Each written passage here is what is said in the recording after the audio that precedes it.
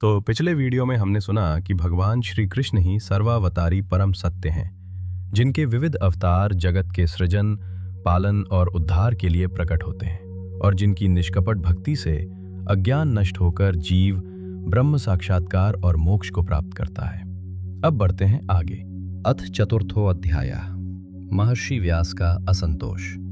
व्यास जी कहते हैं, उस दीर्घकालीन सत्र में सम्मिलित हुए मुनियों में विद्या वयोवृद्ध कुलपति ऋग्वेदी शौनक जी ने सूत जी की पूर्वोक्त बात सुनकर उनकी प्रशंसा की और कहा।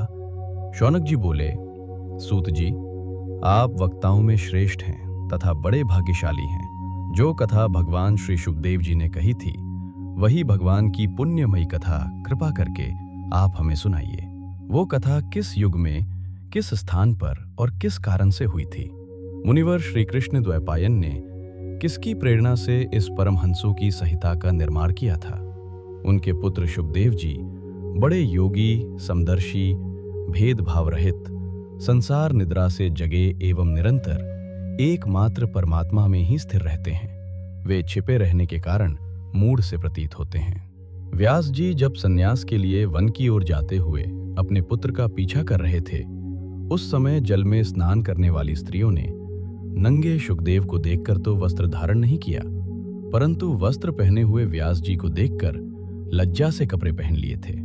इस आश्चर्य को देखकर जब व्यास जी ने उन स्त्रियों से इसका कारण पूछा, तब उन्होंने उत्तर दिया कि आपकी दृष्टि में तो अभी स्त्री पुरुष का भेद बना हुआ है, परंतु आपके पुत्र की शुद्ध दृष्टि में ये भेद नहीं है।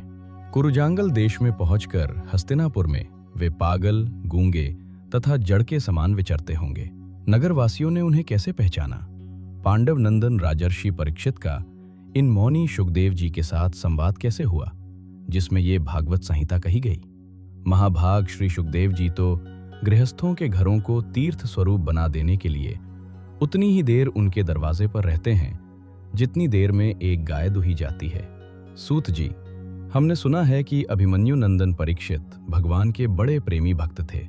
उनके अत्यंत आश्चर्यमय जन्म और कर्मों का भी वर्णन कीजिए। वे तो पांडव वंश के गौरव बढ़ाने वाले सम्राट थे। वे भला किस कारण से साम्राज्य लक्ष्मी का परित्याग करके गंगा तट पर मृत्यु पर्यंत अनशन का व्रत लेकर बैठे थे? शत्रुगण अपने भले के लिए बहुत सा धन लाकर उनके चरण रखने की चौकी को नमस्कार करते थे। वे एक वीर युवक थे। उन्होंने उस दुस्त्यज लक्ष्मी को अपने प्राणों के साथ भला क्यों त्याग देने की इच्छा की? जिन लोगों का जीवन भगवान के आश्रित है, वे तो संसार के परम कल्याण, अभ्युदय और समृद्धि के लिए ही जीवन धारण करते हैं। उसमें उनका अपना कोई स्वार्थ नहीं होता। उनका शरीर तो दूसरों के हित के लिए था। उन्होंने विरक्त होकर उसका परित्याग क्यों किया?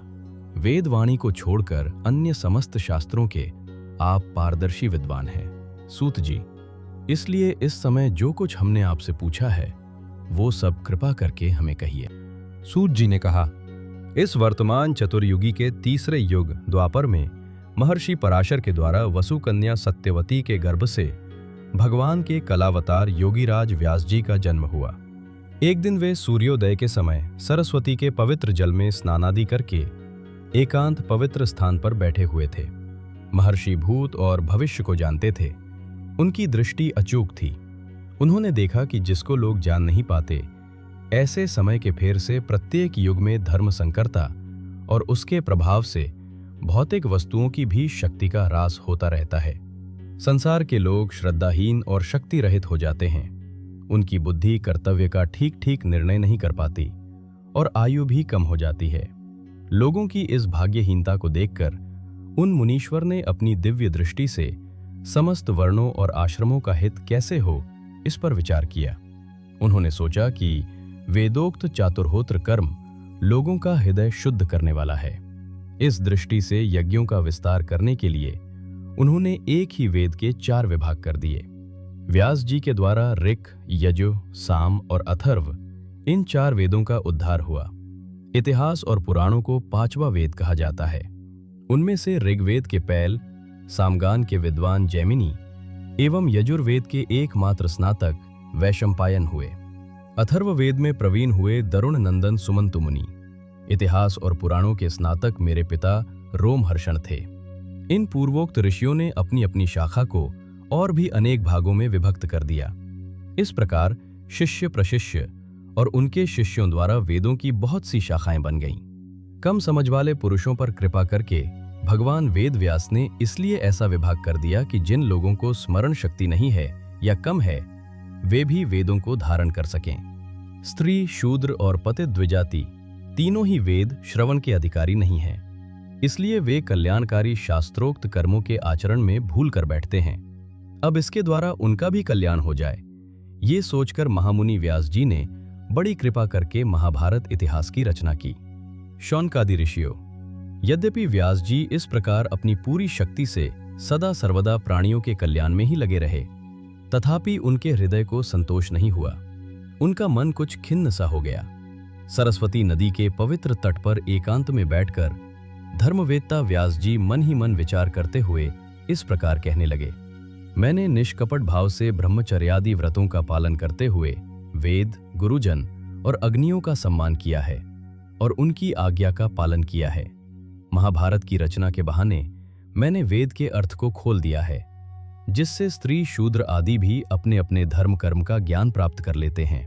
यद्यपि मैं ब्रह्म तेज से संपन्न एवं समर्थ हूं, तथापि मेरा हृदय कुछ अपूर्ण काम सा जान पड़ता है। अवश्य ही अब तक मैंने भगवान को प्राप्त कराने वाले धर्मों का प्रायः निरूपण नहीं किया है। वे ही धर्म परमहंसों को प्रिय हैं और वे ही भगवान को भी प्रिय हैं। हो न हो मेरी अपूर्णता का यही कारण है। श्री कृष्ण द्वैपायन व्यास इस प्रकार अपने को अपूर्ण सा मानकर जब खिन्न हो रहे थे, उसी समय पूर्वोक्त आश्रम पर देवर्षि नारद जी आ पहुंचे। उन्हें आया देख व्यास जी तुरंत खड़े हो गए। उन्होंने देवताओं के द्वारा सम्मानित देवर्षि नारद की विधि पूर्वक पूजा की। इति श्रीमद्भगवते महापुराणे पारमहंस्यां संहितायां प्रथम स्कंधे नैमिषीयोपाख्याने चतुर्थो अध्याय। तो आज हमने सुना कि द्वापर युग में महर्षि वेदव्यास ने वेदों का विभाजन, महाभारत और पुराणों की रचना करके भी अपने हृदय में संतोष नहीं पाया, क्योंकि उन्होंने भगवान की निर्मल भक्ति का पूर्ण निरूपण नहीं किया था। और इसी असंतोष की अवस्था में उनके आश्रम पर देवर्षि नारद का आगमन हुआ। अब मिलते हैं अगले वीडियो में।